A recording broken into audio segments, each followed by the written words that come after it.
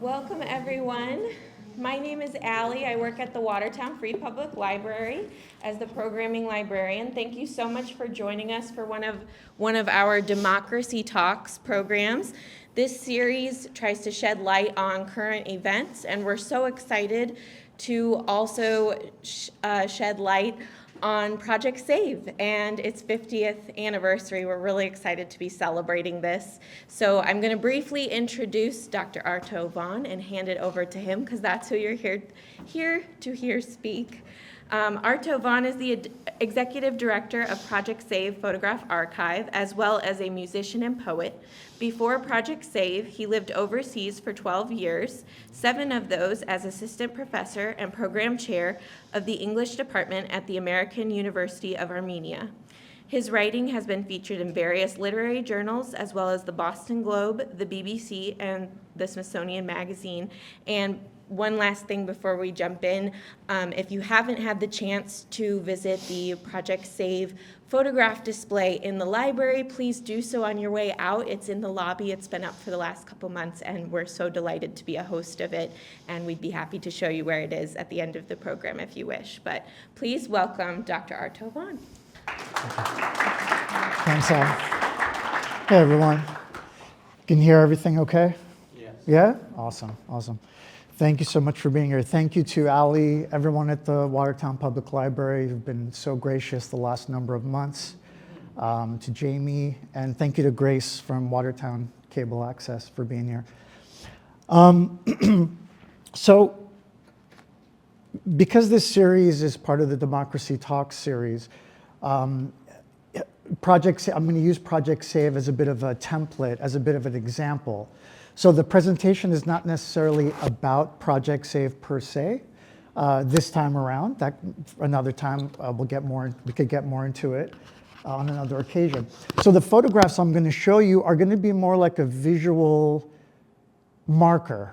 I'm not going to be going into each and every photo so much. It's just as a way to kind of back up the things I'm going to be talking about related to the crisis that cultural organizations, libraries, archives, museums are finding themselves in. Forms of, I call resistance, things that organizations can do, and how archives function in that resistance to all of the federal cuts and everything else that's going on. And then I will get a little more specific about showing Project SAVE as an example of how we can empower our communities, empower each other, and kind of regain a sense of empathy and community, okay? So, what I'd like to do first, I do want to give you a little background. For those of you who don't know Project SAVE, and this young lady here, this is Ruth Tomasyan, who we're very honored to have here. Ruth Tomasyan is the founder of Project SAVE. Yes. And Ruth, I hope I'll do it justice. I'm going to keep it very brief, but I hope I do it justice. Ruth found herself living in New York City in the late 1960s, where she became very, very involved in collecting photographs. There's a wonderful backstory to that. At some point, it'd be wonderful for Ruth to have an opportunity, to have an evening to be able to share all her stories with everyone. By 1975, she had collected so many photos that she officially founded Project SAVE as a nonprofit in New York City. So now we are 50 years old this year. She moved back to Boston. And then over the years, through volunteers, a few staff here and there, surviving somehow on a shoestring budget year after year, which is near impossible for nonprofits to do. Lo and behold, and by the way, this is Ruth in 1980 and 1985, doing her thing. Lo and behold, as the years went by, Project SAVE is now the oldest, largest archive in the world that's solely dedicated to photographs of the Armenian global experience. There's no other archive like this, not in Armenia or anywhere else in the diaspora. We're now at over 100,000 photographs, original photographs, by the way. It's not a digital archive, and that's something I'm going to talk about in a little bit. And you can see here where the photographs come from globally. The talk is kind of broken up into three parts. Archives in a time of crisis, archives as resistance, and then archives as renewal. I'm not going to get into too much of the data of what's been going on. One, because I don't want to dignify it too much, and two, it's out there. Everyone's pretty aware. But I will say, as you may or may not know, there has been a tremendous amount since January of cuts being made everywhere from the IMLS, which is the federal body that looks after libraries and so forth. Tons of money cut there. A lot of money cut from the NEA, the NEH, funding cuts at state levels as well. So this is a very serious time. These organizations, I mean, I'm sure the Watertown, I won't speak for the Watertown Library, but I can speak for Project Save. And it's already difficult to be a nonprofit, to be working on funding basically 24/7 while you're also trying to accomplish your mission. Now that's really become, it really is a crisis, unfortunately. And I want to, this was a wonderful essay I read by this fellow. He's Scandinavian. He's an archivist. And he says, the preservation of archives has always been linked to the exercise of power, since the possession of memory is essential to governing and administering. And I think that sums it up when it comes to these funding cuts. We all want to be fiscally responsible. That's just basic common sense. If Project Save, if Ruth and the people that helped Ruth all these years, if they weren't fiscally responsible, there would be no Project Save. So we're all aware of fiscal responsibility, but it's another thing to cut so much that a lot of programs and possibly organizations might not be here this time next year. At that point, you have to start asking whether there's something ideological going on. And what I want to connect that to is we have a climate of funding cuts, but we also have a lot of discussion and a lot of concerning and disturbing elements, actions when it comes to immigration or marginalized communities. And I think that's very important from Project Save's perspective. That's important because Project Save is rooted in the Armenian heritage, but we are an American nonprofit. And a lot of the photographs that we have, like this one, are really powerful images of people who are in the process of becoming. So in this example, these are Armenians. They are visiting Salt Lake City in 1912. They live in California, and they are from Sepastia. They're from a part of the Ottoman Empire where there were many, many Armenians who ended up having to flee during the genocide. So this is a wonderful example of, having us see a physical image that is a witness, that is a story, and whose faces, these are people telling us all about being an American.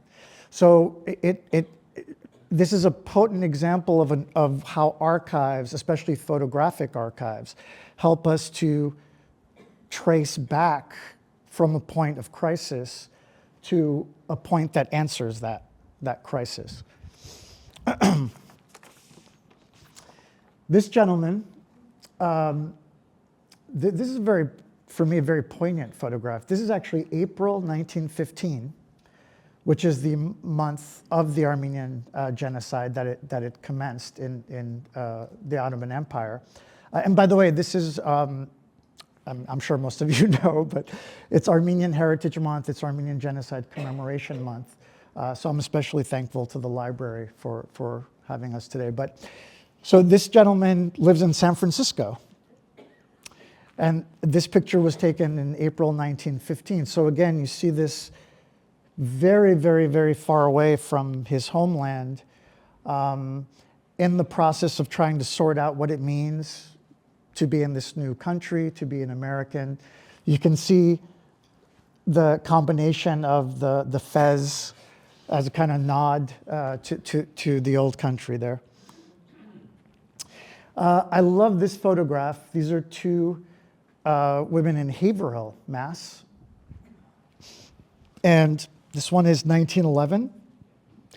And what I love about this one is, this is the back of the photograph. So two Armenian women from Haverhill in 1912 are sending a photo to another Armenian in Philadelphia. And so there's a few things I love about this. One is, that we, even though we're focused on photography, we make sure that if there's some kind of ephemera, especially writing usually, a letter or something like a family tree, if there's something that goes with the photograph, that's really priceless to have. So in this case, what I love is all the layers here of becoming, where you have two Armenian women in Haverhill in 1912 writing in Armenian to an Armenian person living in Philly, who's also probably in the midst of trying to figure out how to acclimate to a new country and how to be an American. And so you have language, you have the medium, and again, this is a beautiful, I think, rebuttal to the more political, maybe ideological underpinnings to a lot of these really, really drastic cuts that are going on to a lot of cultural organizations. The fellas in the front are Armenian veterans. This is Newburyport, 1920.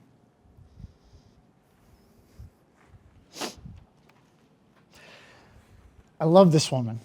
So she is Marine Sergeant Lillian Billy Tavitian.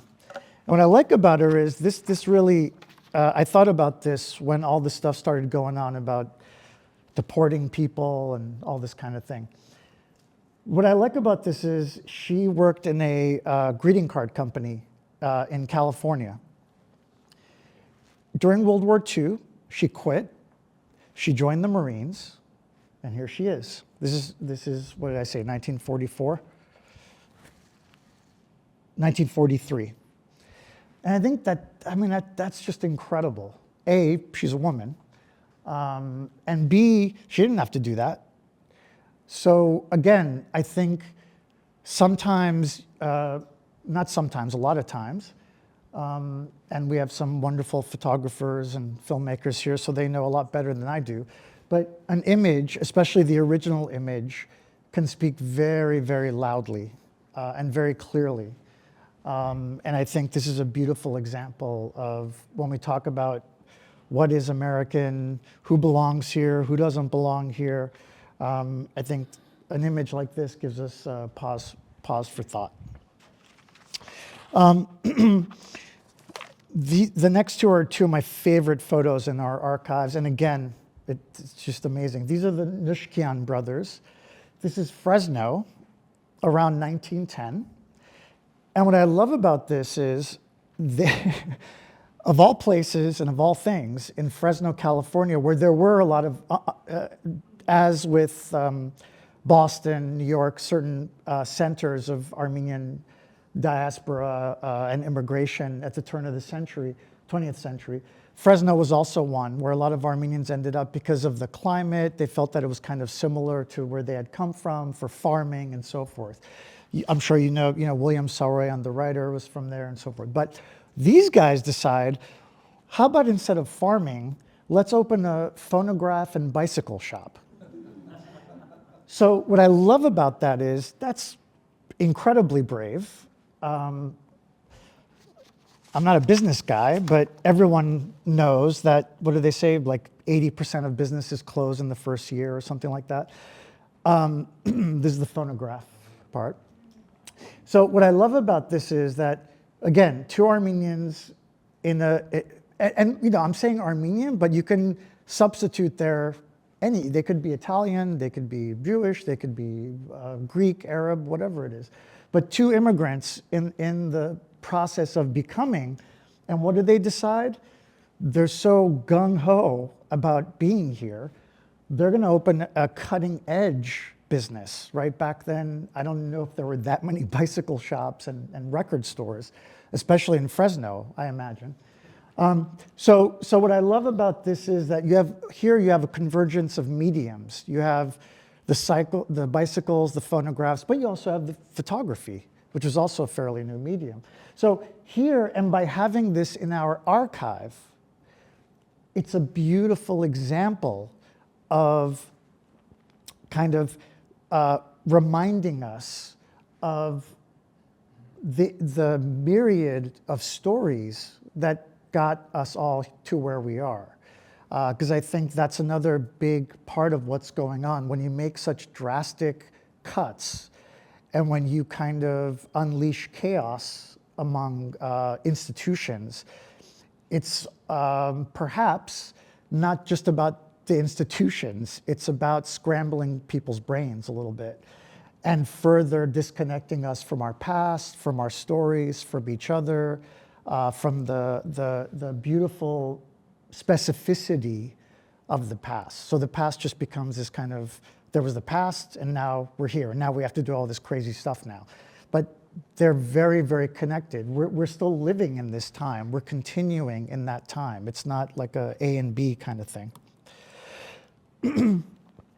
What I want to transition to now so I focus a lot on the funding cuts and this kind of climate right now about how immigrants are being treated and so forth.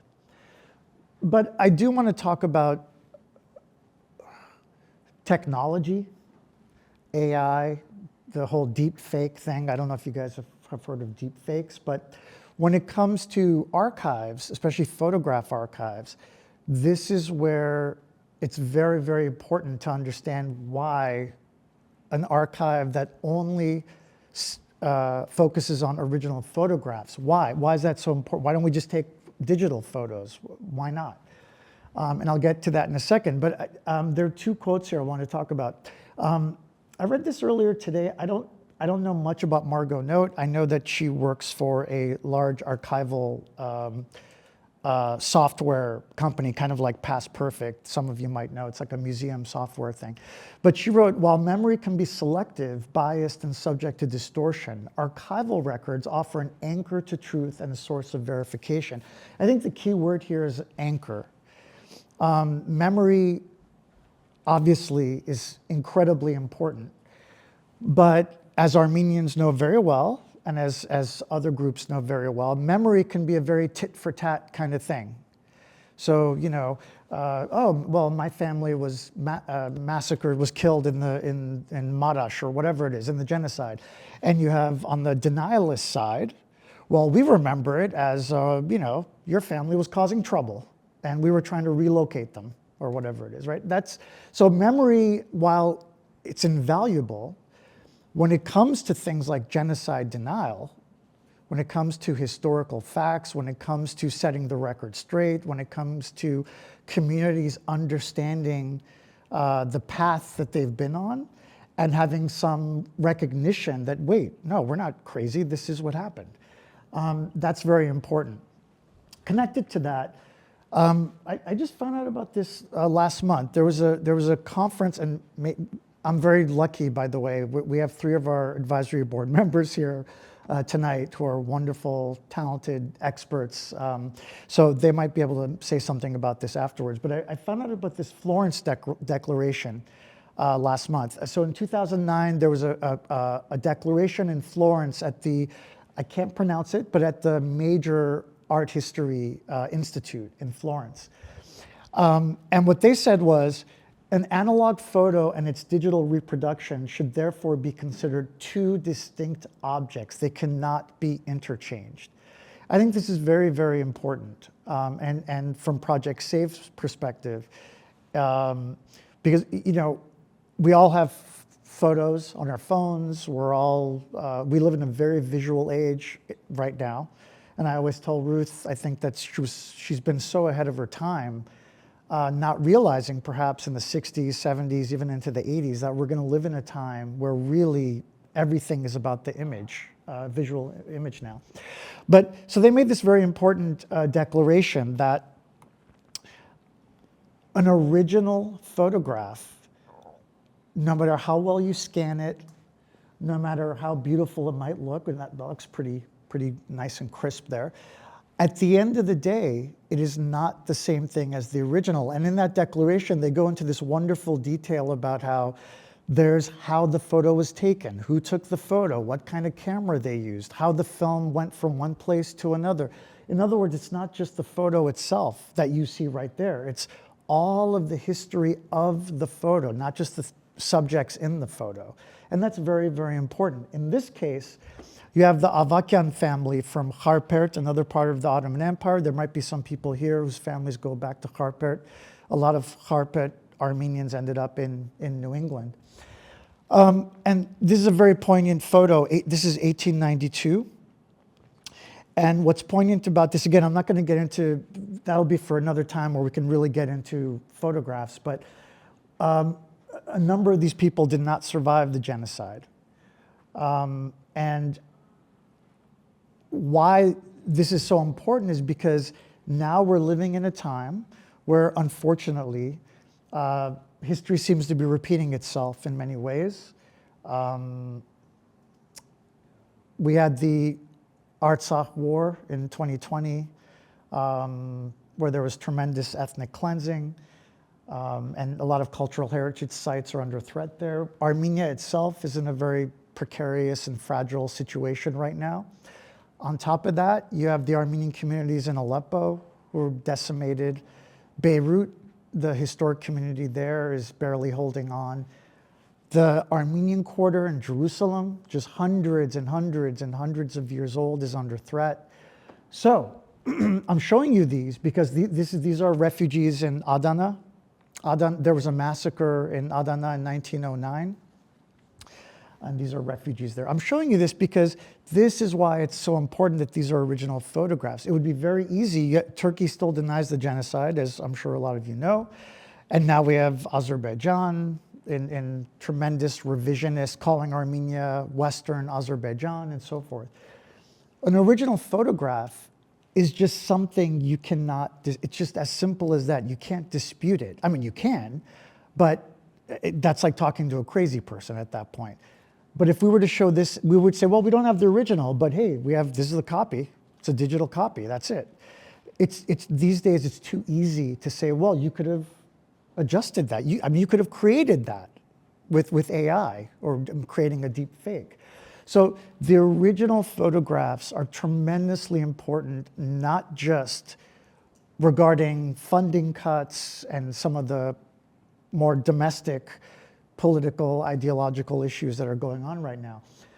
From Project Safe's perspective, Armenian heritage is under threat, unfortunately, once again, 100 years later. So these original photos are absolutely paramount to rebut that. This is another refugee camp. This is 1909. This is a lovely photograph. This wonderful woman is Mary Jacobson. This is the Turchnotspun. I was very lucky enough to go there with my, basically like a brother to me, Nigol Bezjan, who's here, a wonderful filmmaker, and on other occasions as well. She was Scandinavian. She created this orphanage in Beirut, outside of Beirut, where to this day there are Armenian orphans there. And it's really an incredible place. This photograph is from 1920s, circa 1920. This one is one of the most poignant, and I think this is an even more timely example. These three school friends were killed in the massacre in Shushi, which is a part of Artsakh, part of Karabakh, around 1918. And this photo was taken in 1908. Now, there's no way, if this was only digital, and I was up here talking about it, And if there was a denialist in here, that you can count on them pushing back. That's something that just happened. They're very hard at work making sure that all the cultural heritage there is erased. Churches, monasteries, graves, anything is wiped out. So to show something like this is a bit of a problem for them, but very, very, very, very important, not just for Armenians, but for anybody that cares about any semblance of truth and fact and history. So again, this just to show why the original photographs are so important, and why we also, it's like these organizations, not just Project Save, but archives, libraries, museums, they're having to worry about funding, which they always have to worry about, but now it's really dire. But on top of that, there's also this, if you want to call it a threat, of AI and deep fake images and fakes and things like that. As I move into the last part of my talk about renewal, I wanted to show you this image. And I'm gonna get personal twice in this talk. This is one of those times. While I was doing research and trying to think about which photos do I want, it's always, when I give a talk, I get such a headache because I want to show all the photos. But it would take, I don't know how long. We should do that, like a marathon, where we just show 150,000 photos. I found this. I don't even remember what I was searching. I don't remember how I found it in the archive. And I was sitting in a Dunkin' Donuts in Belmont, and I was so moved. That gentleman, that's him and his wife. I don't know who the Santa is there, but, well, he's Santa, but Albert Sarkisian, and that's his lovely wife. And I love this guy. He would come to the Hyrenic building in Watertown. If you guys know, it's one of the Armenian cultural organizations in Watertown. It publishes the oldest English language Armenian newspaper in the country. And when I was a little tyke starting graduate school, for 1 year I was the editor there. And he would come in several times a week to distribute the newspapers, but really to hang out. And he would tell us stories. He was Persian Armenian. He would recite poems. He would just an amazing man, absolutely amazing. But to be honest, it's not that I'd forgotten about him, but life. I just couldn't believe it when I saw this. So here's a specific example. I'm a specific example here for you of why it's important. I don't remember who donated this photo, but whoever did, they might have at the time thought, well, I don't know, I guess Ruth's really being adamant. She wants the photo. She wants all the photos. Fine. I don't know. Well, now this is why we have that photo. For that moment that I had, that's why we have that photograph, because he comes back to life. And now you all get to know who Albert was and what an important part of, not just for me, but for a lot of people in the community, what an important man he was. So when we talk about renewal, Jacques Derrida, the French philosopher, he wrote another one of his crazy books, but I'm not sure if I understood all of it, but he's amazing to read regardless. He wrote a wonderful book called Fever Archive. And in that he says, the question of the archive is not a question of the past, it's a question of the future. The question of a response, of a promise, and of a responsibility for tomorrow. And here I think responsibility is how I want to start kind of wrapping up here. When we talk about renewal and empowerment, it's about responsibility. So right now, unfortunately, from our government, they're kind of throwing off the responsibility. I mean, that's all you can think of it as if you're cutting people's or organizations' funding, and especially, not just small organizations. You're talking about the Smithsonian, you're talking about the IMLS, your major organizations, the NEH, the NEA, major public libraries. If you're making drastic cuts like that, then you are denying accessibility to people that otherwise don't have access to knowledge, to books, to movies, to the internet oftentimes, to a sense of community. It's really serious damage that will be felt for many, many years. So as the government sheds that responsibility, then it's our responsibility as organizations, it always has been, but now we have to take on more. And even though that's quite a challenge, I think it's also an opportunity. It's an opportunity for communities and the organizations to reconnect, to work together, to rediscover each other, and to empower each other. So this is a wonderful photo of a graduation in Aleppo in 1930. This is another one of my favorite photos because of all the characters that are in the photo. And it's, I think those of you who are Armenian, I think it's always so wonderful. Ruth and I always talk about how Project SAVE, even though we are, because it's such a large archive, by default, we're one of the largest repositories of genocide-related photographs. However, that doesn't define Armenians. It's a major, pivotal tragedy. However, Armenians had a vibrant past before the genocide, and they have a vibrant, resilient chapter after the genocide. And my family, both sides of my family are from Aleppo. So when I look at this, other than the photo itself, what I love is I don't know any of these people in the photo, but I see my family in the photo, right? My family was there at the time.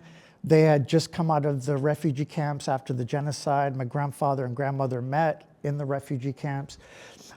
So I imagine that as their life progressed, this is a type of scene that was happening.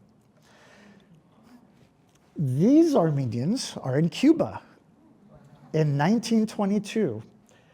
We have a number of wonderful photographs from Central South America. But I love this one because, again, Armenians who somehow made it to Cuba, now they have to figure out how to be Cuban, speak Spanish, all that stuff. But while they're at it, the two ladies have decided they're going to take oud lessons from the gentleman in the middle. So I think it's such a beautiful image of, and they're so dignified. I think that's a really incredible thing to look at, and it kind of gives you a sense of optimism and hope, and kind of it makes you kind of straighten yourself out a little bit to look at a photograph like that of people that. On the other side of the world, this is 1948, and this is the Armenian rugby team in Calcutta. Some of you might know, I'm not a historian, but Calcutta, India, a little bit like Persia, Iran, they're very old Armenian communities, very, very old, way before the genocide. And this is the rugby team with their kind of serious-looking coach there in the middle. And what I love about this is, again, to give you an example of Renewal, anytime I post something like this from India, the first thing immediately I get a message on our social media from the church. I think it's called, their social media is called, I think, the Churches of Bangladesh or something. But it's the people that are still caring for the Armenian churches, because some of them are not being cared for by Armenians anymore, but they are being cared for. And they immediately start sharing and connecting with us. That's a very empowering thing, to know that one little image like this is reverberating and means something to others. This gentleman, Vahan Hagopian, is enjoying a cigarette here in London in 1913. And again, I'm just showing you these images because, when you live with these images, I'm sure Ruth can attest, and I'm sure Kristen, those of you, maybe the librarians here, it really breathes life into you when you're feeling a little bit lifeless. To see someone kind of debonair hanging out on his balcony having a cigarette in 1913 in London, right before World War I, when things were about to completely unravel, that we're still paying for now. But it gives you a sense of, wait a minute, we're all part of the same thing. Whether you're Armenian and you feel a certain connection that, who knows what he went through, what his family went through, how they ended up in London, what happened to them afterwards, what happened to his family back in the old country in 1915 or later on. But it gives a sense of continuity and connection that, unfortunately, there are forces in the world right now that are they're very purposefully trying to break that connection, because once you do that, then you fragmentize people more, you atomize people more, and then then you have a complete imbalance of power. I'm just going to close with some local images. This gentleman is in Cambridge. His name is Giragos Sarkisyan. This is 1895 in Cambridge. He's also from Harpert, if I'm not mistaken. And again, what I love about this is before the genocide. It's even before the 1896 massacres. So here you have someone who is making his way in America, is kind of having fun. He's also kind of like the Nushkian brothers, little new technology there. He's showing off that, he knows how to ride a bike, or maybe he doesn't. I don't know, maybe it's a prop. He's in a photo studio. This kid, this is 1912 in Watertown. We don't have a name for him, but it's a place called Diran Studio. And again, I just love the look, the kind of like, he's got a little bit of swagger to him at that age. Here you have a number of Armenians working at the Kondazian coat factory. This is around 1920. Some of you might know the Kondazian coat factory. I think now it's Eastern Clothing. Is that right? Yeah. So you see here Armenians who are part of the workforce, who are starting businesses, working, innovating, and being part of their communities. This is one of our favorite photos. This is the Gulesian Copper and Iron Works, fellow in the middle there. Without getting into too much detail, but what you see there, these were on the original statues on the State House. And he eventually, there's also a connection between him and Mayor Curley. Mayor Curley worked at the Gulesian copper factory, yeah. But again, showing how this is one story, that we're all part of this story. It's not like this happened and then now we're in a different universe, as much as people would like us to think that. This is 1919 at the Copley Plaza. And what I love about this is the convergence of look at that. Good luck getting that many Armenians now at one event. But what you have there is Armenian Americans, and a lot of the people at that table, if you can see there, they are the mission to the United States from the independent Republic of Armenia, which was a very short-lived period from 1918 to around 1922. So you see here, not only are these people, they've become American, they're working at it, they're doing it, and they're still trying to, on the one hand, embrace their new country, while also looking to see how they can help what's going on in Armenia.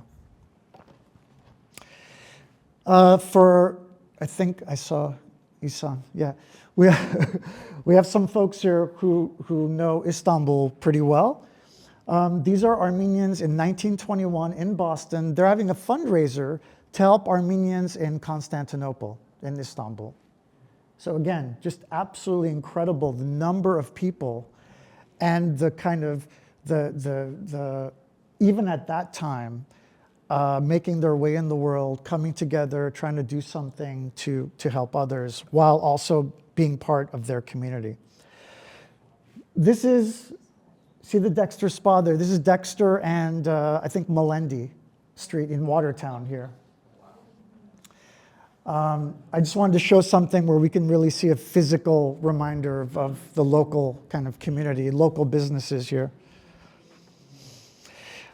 The Hood Rubber Factory. This is 1940. So again, and by the way, another thing about Project SAVE that I think is very important to point out, and in terms of renewal, resistance. Project SAVE is based on Armenian heritage. However, that's not the only, we don't turn away photos if it's not, just because it's not 100% Armenian, whatever that means. So in other words, not everyone in this photo is Armenian. A number of people are Armenian, but that's not the point. The point is to preserve the photograph because all those stories are equally important. They're all part of the same story. Ruth herself is half Armenian. I was born in Cambridge. So especially in this day and age, we've talked a lot about how we really feel that Project SAVE's mission now is even more important because now Project SAVE is like a template where other communities don't have a Project SAVE. So we're becoming much more in dialogue with other immigrant groups who don't necessarily have a Project SAVE and finding ways to partner and to empower them as well. This is the Armenian Relief Society. Those of you who remember the Hyrenic building on Stewart Street, and this is that building. This is 1940. So as I finish up, we moved recently, in our 50th anniversary, we moved to a wonderful new space next to the old Russo's on Pleasant Street, where you all are welcome, where the whole point of our move was we wanted to have, for the first time in Project SAVE's history, a public-facing space. We want a place where people can come, spend time, donate photos, look at photos, research, just mingle, form community. And it's been really quite amazing so far. We've had wonderful events that we're going to continue having. This gentleman here on the left is a wonderful photographer, Erhan Arik. We had a wonderful event with him. So there's a lot that we're doing that we welcome you all to be part of. In connection to the exhibit out front, one of the initiatives for our 50th is something called Archive Alive. What we're doing is, even though we have all these 100,000 photographs, we want to start really focusing community by community. So Armenians of Watertown, Armenians of Racine, Wisconsin, Armenians of Detroit, where we really showcase those photographs, the stories, but also engage with those communities, because I'm sure you all probably have photographs that we don't have, so that we can keep building this story and having your stories heard. So like oral histories, Ruth also spent many years interviewing people.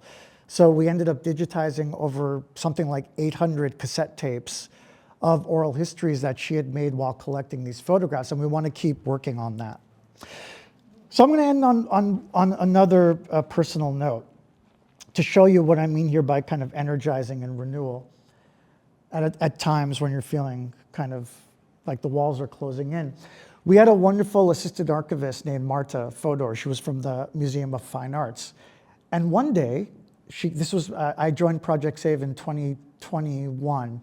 And sometime in 2022, she came running down to the office and said, "Hey, Arto, wasn't your uncle like a bishop or something back in somewhere like Syria or something?" And I said, yeah. And she said, "Do you think it's him?" And I mean, it still kind of makes me speechless a little bit. That is my dad's oldest brother. His preordained name was Simon Payaslian. He later became Zared, the first Catholicos of the Cilician Church. And this is when he was the bishop of Aleppo.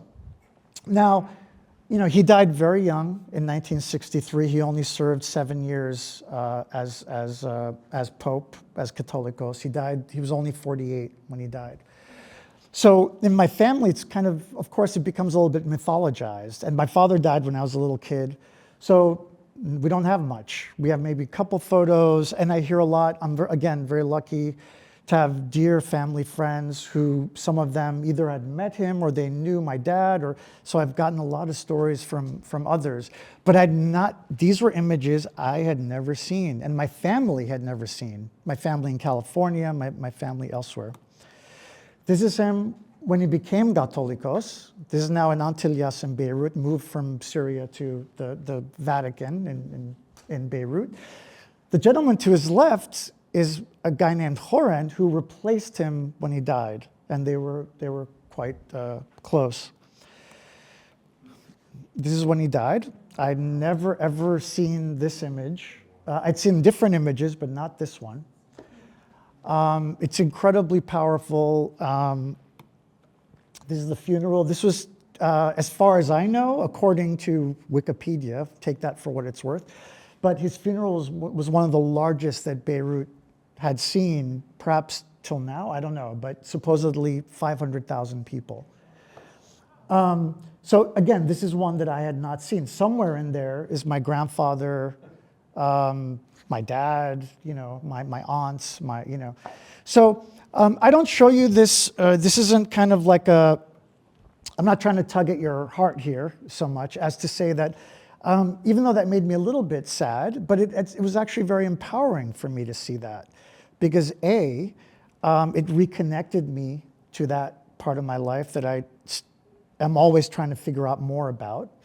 It also showed me through those photographs that he was so well loved, and the kinds of people that he was running. I'd also never seen him young like that in that first photo.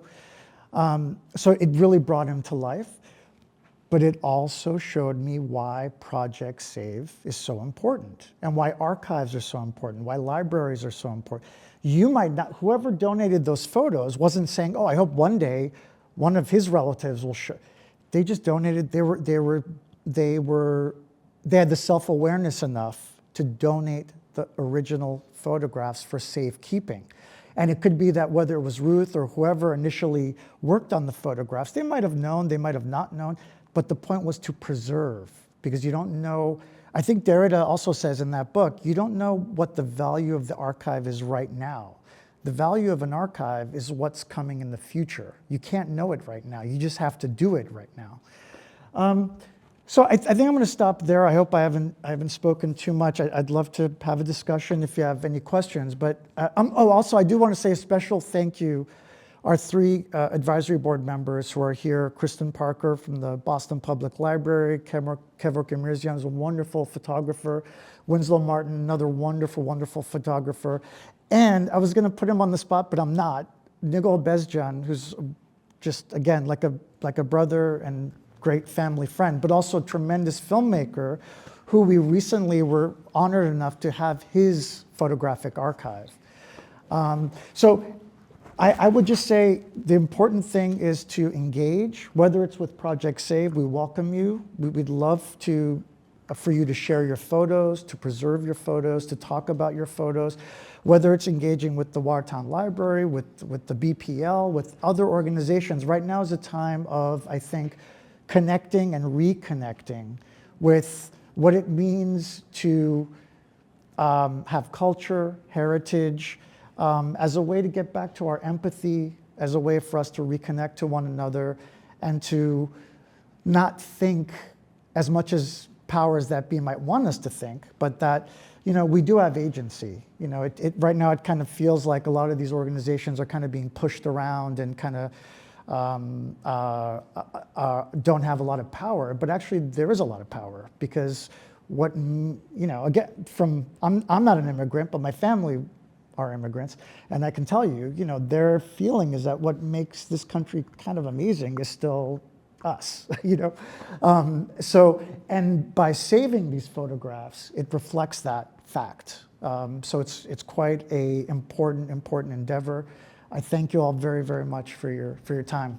Thank you. Thanks, Al. If there are any questions, I'm happy to. Roger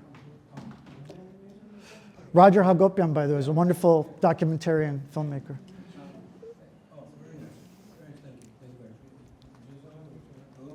Yeah. Okay. A couple of things. I also want to recognize the fact that these pictures, the value of them, as we've discussed, but also just having them and touching them, yes, feeling them. Yes. Yeah, absolutely. The materiality of these. That's why I'm kind of making that point, that because we have had a number of people, of course, it's a very logical question these days where they'll say, well, but now a lot of photos are digital. What are you going to do with those? Well, it's not about what we're going to do or not do with them. It's just a question of that's a different thing than this kind of archival work.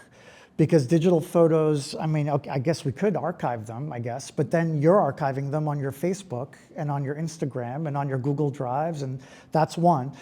And two, again, in this particular case, when we're talking about historicity, those 3 female friends were murdered in a massacre.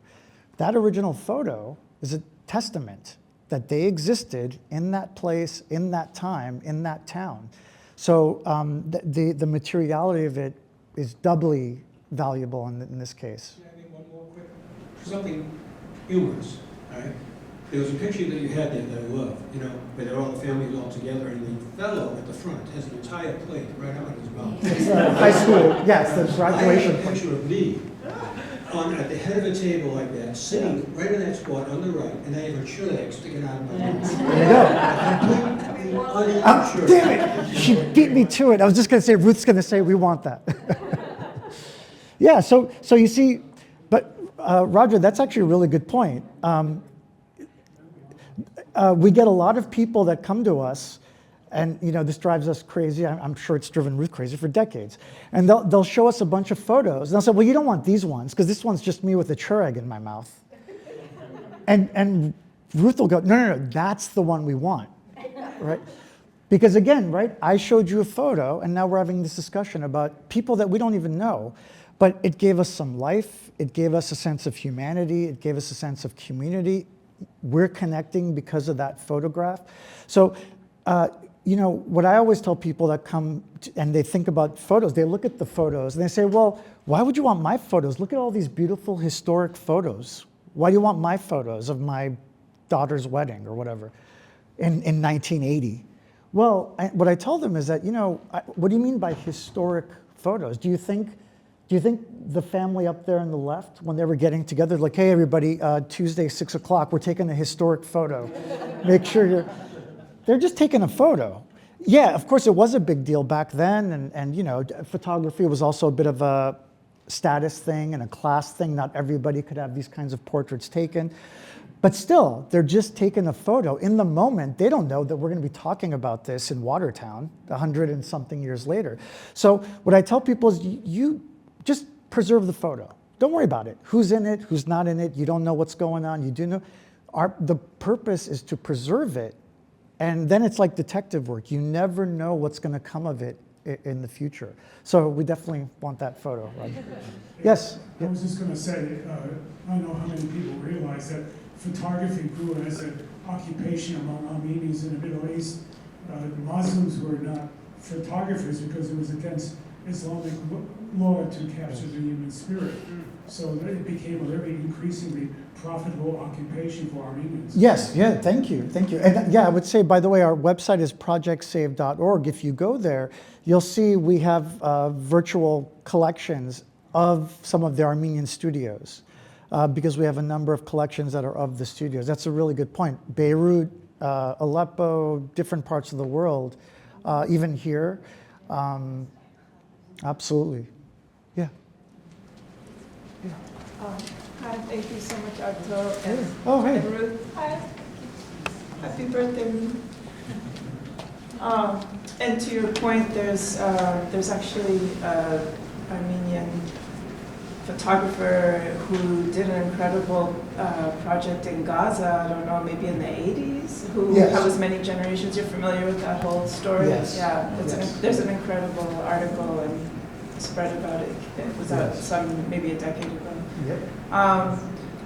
I was just curious if you have any idea how artificial intelligence might undermine archiving photographs and authenticity, and how we might safeguard around some of those concerns that unforeseen at this time. I'm not quite an expert on that. All I can say is that from our perspective, and in talking to our board of advisors and talking with each other, the consensus was kind of like what that Florence Declaration said from Italy, it is a major difference. And we feel at least that the whole point of this, especially now, I think it would have been different if maybe we started Project Save now.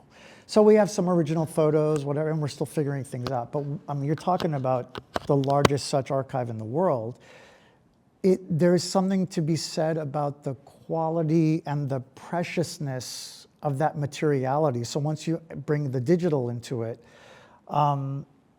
now you're starting to water things down. What are the parameters? Are we just going to take any digital photo that anybody's, it's just a major undertaking. But to your point, I mean, I don't know, because this thing's just getting started. So how do I know? I mean, I don't want to, but I'm sure maybe some other Armenians have, how do I know that there aren't going to be some photos surfacing in the next 5 years where they're like, oh yeah, this was the massacre of Turks by Armenians anything's possible. I mean, the way the world is going right now, all bets are off. You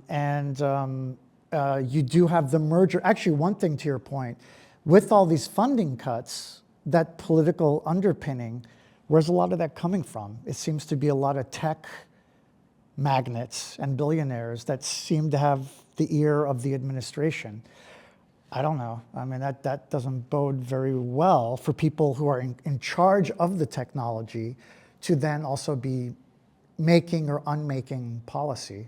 So yeah, I mean, it's something to be very aware of. But I think that's another reason to engage. I think engaging with, especially in our case, from the photograph and heritage perspective, but with large organizations like the BPL, the Museum of Fine Arts, the Watertown Library, or whatever, larger organizations where the more people are engaged, the more there's a bulwark against that, because people are self-educating, they're talking, they're getting together, they're asking librarians and archivists and so forth. Yeah. I think we had a couple back here. Okay, all right, I'll let you.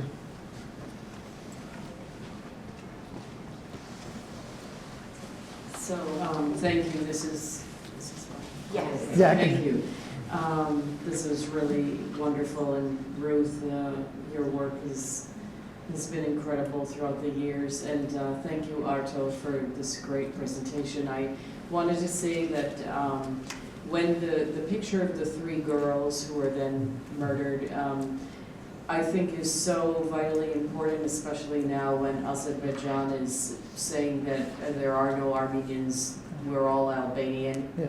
And I mean, it becomes so vitally important to have this record. Yeah. Yeah. Absolutely. Thank you. Yeah. I mean, it's that image is it's. I'm sure some of you maybe in this room have been to Shushi or to it's kind of hard to put things into words of what it is now and what it was and all that stuff. But as you say, it's not just about Shushi. I mean, they're having major conferences. I mean, there's so much money that they have. They're having major conferences. They have a TV station, things that are just dedicated to that idea that Armenia itself is Western Azerbaijan. It's occupied Azerbaijan. So, and with Armenia itself being kind of precarious in terms of their leadership and just, they have a lot of challenges. It's a problem. By the way, just on a side note, I hope she doesn't mind, but as we've turned 50, Ruth just turned 80. And I think that it's just so incredible that she's so, I think Ruth is, I hope one day, Ali, I don't know, either here, somewhere, I think Ruth should, her stories and just everything that she's done against a lot of odds is really incredible. So, yeah. Yes. How does Project Save regard slides? And do you accept them? Good question, Newton. Yeah, we do. We're a little bit. We don't. Let me put it this way: we don't love them, but we'll take a. Yeah, we're always. There are certain things where it's kind of like not a case by case thing, but we're happy to. Sure. Absolutely. Yeah. Absolutely. Yeah, we have like glass plates. We have negatives. We have. Yeah. All right, so I want to, oops, It should be on. it is, okay. I want to thank you for, perhaps others had these thoughts too. If you're thinking of your photos that you've seen that are similar, and it just makes you think about time and about our fates as humans. And I really appreciate, as a philosopher myself, the meaning you brought to all of how we think about memory, speak memory, Nabokov, your reference. Really, really beautiful. Thanks. Thank you. Thank you. I wanted to ask about, what do you suggest, say like certain family members are spread apart? So someone might be in California, Yes. someone might be in Paris, someone Right. might be in Boston. Right. What are the first steps, how do you say it, that you would encourage people? Yeah. Kind of, like first, you know, if they have a lot of pictures, put Yeah. them all together. Yeah, good question. What would Yeah. be the steps So that's to kind of- follow to preserve and Yeah. perhaps in the future donate some Right. pictures? Great question. Yeah, it's a great question. I think that's one of the reasons I want to kind of, I don't want to say create a brand, but I want to kind of give it a name within Project Save, which is that exact idea where we, for example, the exhibit, all the photos we have of Watertown Armenians or Providence Armenians, they're there, but what we want to do is kind of re-energize or continue to energize folks like yourselves to say, hey, just because we have these old photos, it's not like it's over. There's probably photos you have, there's stories you have to tell. So we want to kind of keep that going. So the first thing would be to just start looking at what you have, talk with your family members, do like a kind of light inventory. See if you recognize the people in the photos. Keep like, you know, do your own record keeping a little bit of what you have. These days it's really easy to scan photos because we don't scan photos and like give the photos back. So these days it's so easy. Start scanning the photos you feel are so valuable that you want to hold on to before you donate them. And then just be in touch with us. You know, we'll kind of walk you through what do you have? What kind of photos do you have? How many do you have? Are they all framed? Are they rolled up? Are they, you know? So once people kind of sit down and think about what they have and start kind of putting the pieces together, getting in touch and talking with us is the best way to go. Then we can help you kind of walk through it so it's not so overwhelming or daunting.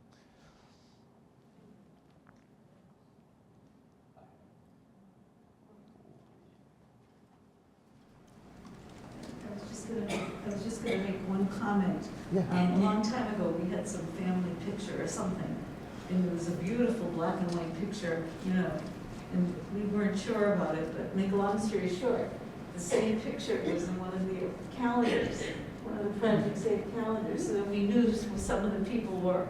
Yeah. So that was a great connection. Yeah, that's actually a good point. That does happen. We do a calendar every holiday season. And almost every year, someone will email or call and say, hey, that's my uncle, or something like that. And it's, you know, that's a lovely, you know, that's why we do what we do. And hopefully that then gets them thinking about, oh, wait, yeah, this is important. Or I have more photos of these people, you know, so yeah, that's great. Oh, I was going to ask one other thing, you just remember something. When you said about scanning photos, does when you scan photos, are they more apt to fade or something? Like in other words, or if you did multiple scans of one same image? I was just curious about that. No, I mean, I'm not. It's fine. Yeah, I think it's fine. It's fine? Yeah. Yes. On the Well, I'm gonna let Ali same note as Nancy's question, this might not come up for many people, but I have a number of my grandmother's photos that are, unfortunately, they're copies of the photos. Yeah. I think they were, I don't know what, they aren't scanned, but I don't know if they're just photocopies or they're better than a photocopy. It's like a photo. A photo print or something. Yeah, it's from about 26 years ago. I don't know what Yeah. they did back then. Would that be at any? Again, it'd be the kind of thing where we'd want to talk and then see them. And, See them, yeah. so it's not, it's negotiable. You still It's see in the them. realm of, yeah. I mean, with anything, even with a lot of older, we always want to get a sense of what the photos are before we just 100% say, you know, I mean, we 100% do want photos, but of course, we want to talk and see what you have, and yeah, of course.